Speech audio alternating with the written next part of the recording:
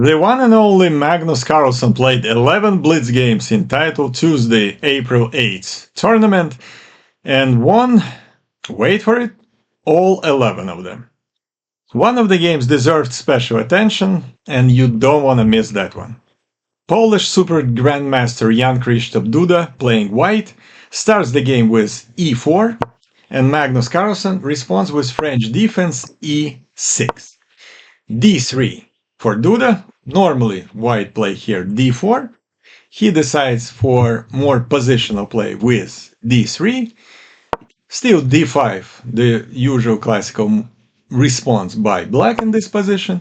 Knight d2, c5, knight f3, old theory. Knight develops to c6 for Magnus. Duda plays bishop e2, knight f6, c3. Not much is happening on the board right this minute. Bishop goes to d6, nice diagonal. Castle for white, castle for black. Rook e1, b6 to develop the light square bishop on b7 or a6 for Magnus. Bishop f1. And now the threat is fork e5. Therefore, queen c7 not only protects the square e5, but also creating a nice battery to target the pawn on h2. Queen develops to e2, knight goes back to d7, g3 blocking that whole diagonal. Bishop develops to a6 on a very nice diagonal here. b3 for Duda. Rook develops to d8, bishop goes to b2. Nice diagonal for a dark square bishop for white. Magnus centralizes the knight on e5. There is an exchange of knights on e5, and Duda plays c4, opening the dark square bishop. Exchange of the pawns on c4, knight goes to c6, knight f3, and very nice move e5. And now black takes full control of the square d4. White plays bishop h3, and after rook e8, rook d1, bishop b7, the bishop has nothing to do anymore on this closed diagonal, goes to b7, queen c2, and the knight, black's knight, jumps to a very juicy square d4. In this position, more logical would have been to eliminate that knight with the knight, and that's what computer recommended. Duda, for some reason, decided that the knight on f3 is a better piece for him and took the knight with the bishop. Obviously, white could not tolerate having that black knight in this position for too long. C takes d4, rook e2, and interesting move, bishop b4. Probably preventing white from doubling down the rooks on e file. Knight e1. Knight goes to a square d3. Magnus correctly evaluates the position and decides, again correctly, that this knight is better in this position than this bishop that is surrounded by its own pawns standing on dark squares. He exchanges minor pieces on e1. Rook takes e1 and plays a5 to take control of the square b4. Queen d2, queen c5, again preventing any attempts for white to open up the position on the queen side with the move b4. Bishop goes to f1 and protects the pawn on c4, so white would like to play b4, one way or the other. This is their plan. Now when the pawn on c4 would be protected by the bishop. f5.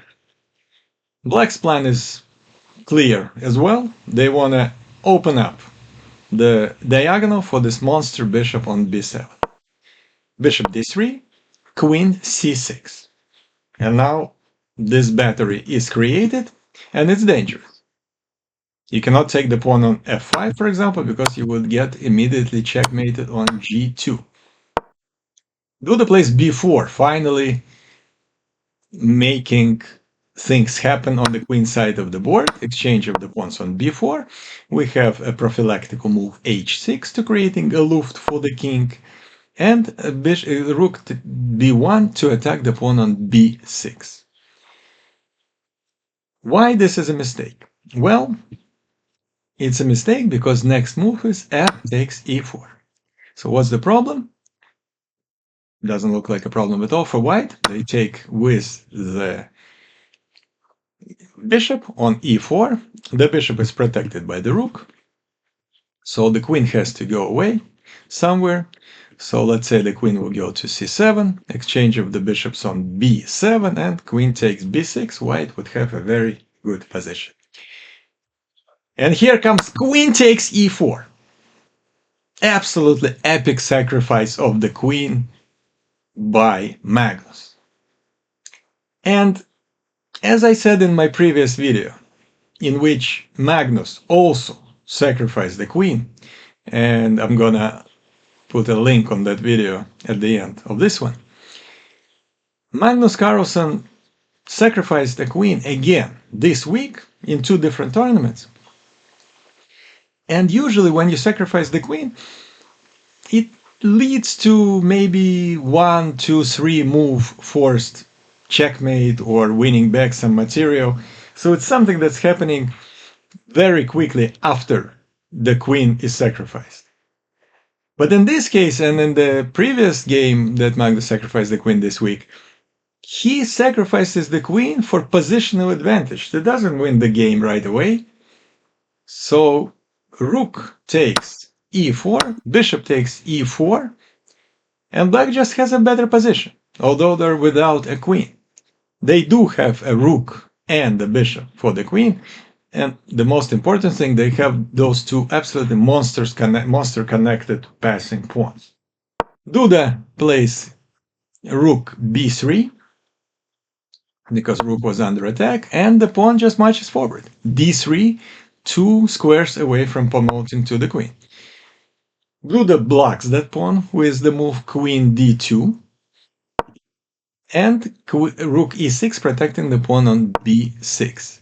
f3, good attempt by Duda, and now if bishop takes f3, then rook takes d3, and white's position becomes considerably better. Obviously Magnus understands that and retreats with the bishop to g6. King f2 and e4, opening the position, opening the file for the rook, for the bishop, exchange of the pawns on e4, and in this position white lost on time. Duda lost on time, but his position is totally lost. If he takes the pawn on d3, Magnus would simply take the rook, queen takes d3, and rook f4 check. And he will be with an extra bishop in a totally winning endgame. Absolutely beautiful sacrifice of the queen by Magnus. Again, he is the best. He proves it time and time again, and it's a privilege to be able to watch this in real time and to analyze those games, seeing how much deeper players like Magnus Carlsen see the game. If you like the video, I wouldn't mind if you subscribe, leave a comment. Thank you for watching.